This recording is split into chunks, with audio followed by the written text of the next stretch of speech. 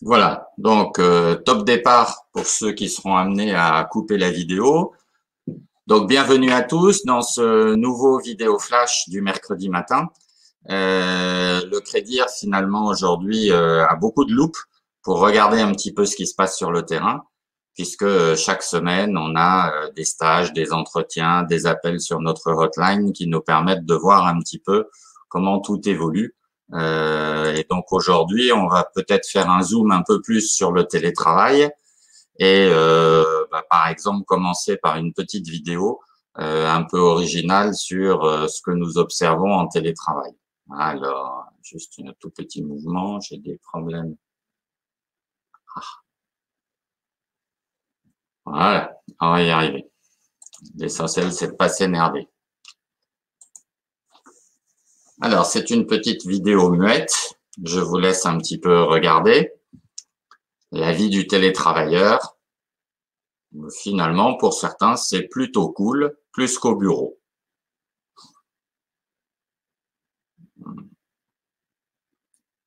Alors, ça semble aussi impacter la façon dont on communique dans la vie privée.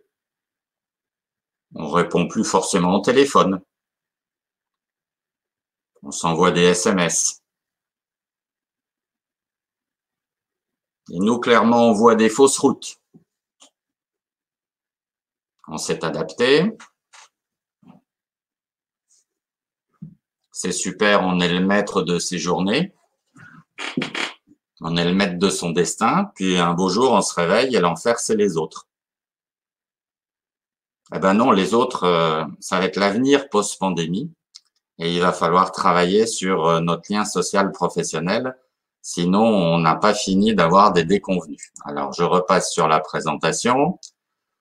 Donc, effectivement, on constate des attitudes à l'heure actuelle qui sont tout à fait étonnantes, de gens qui sont de plus en plus difficiles à joindre, qui se sont isolés dans un cocon et qui, en particulier, ne supportent plus d'être dérangés. Donc, il faut tout synchroniser.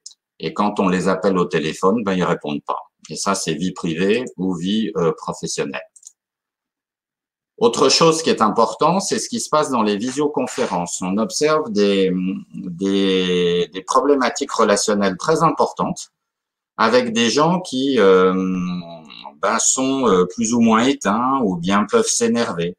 Et il y a une étude de l'université de Stanford qui vient de sortir et qui s'appelle Non-Verbal Overload, donc la charge non verbale, et qui dit qu'il y a des gros problèmes avec ce phénomène où on est collé contre notre écran et que quelque part, on ne voit plus toute une partie du non-verbal qu'on avait l'habitude de voir dans une salle de réunion.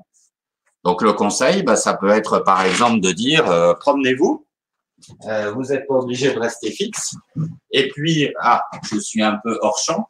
N'hésitez pas à laisser une absence d'image. Vous laissez le son, vous vous baladez, ça vous fera du bien au niveau physique et ça va permettre d'alléger un tout petit peu la pression.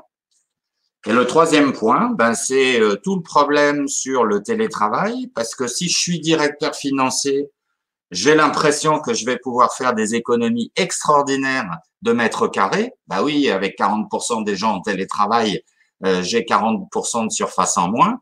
Et puis vous avez le DRH qui va réagir en disant mais c'est une vraie catastrophe. Il faut au moins que 1, 2, 3 jours par semaine, toute l'équipe soit là, sinon on va plus se voir, on va plus rien créer au niveau du collectif. Donc là, il y a vraiment des grandes questions à se poser sur l'avenir. Et ça montre bien que finalement, cette pandémie fait que rien ne sera plus comme avant. Alors, cette loupe du Crédir, vous pouvez l'avoir chez vous pour mener des actions préventives ou des actions curatives. C'est vraiment la capacité que nous avons développée à être relativement précurseurs et à voir un peu toutes les problématiques qu'il faut essayer de prendre en compte suffisamment tôt de manière à être bien dans le coup. Et donc, pour finir, vraiment mettre en avant le lien social professionnel. La vie au travail ne peut pas fonctionner avec simplement des individus qui travaillent à distance derrière des écrans. Donc, luttons contre l'isolement du télétravail. Soyons attentifs aux confusions dans les visioconférences. Il faut se rappeler quand même que c'est pas exactement la même chose qu'une réunion. Et puis travaillons sur ce dilemme télétravail et économie de service, de surface.